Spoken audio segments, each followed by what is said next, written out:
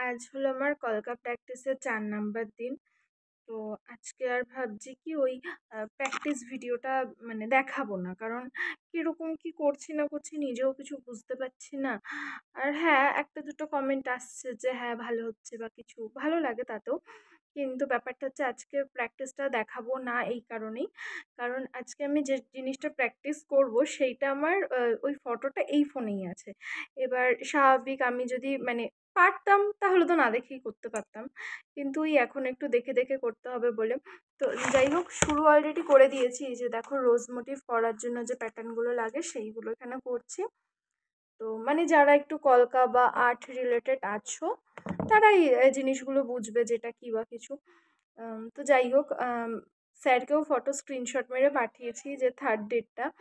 তো স্যারও বলেছে ভালো হয়েছে, আমি ফটোটা এখানে অ্যাড করে দিচ্ছি। আর একদম পুরো কাজ কমপ্লিট করে একবারে লাস্টে ফটোটা অ্যাড করে দিচ্ছি।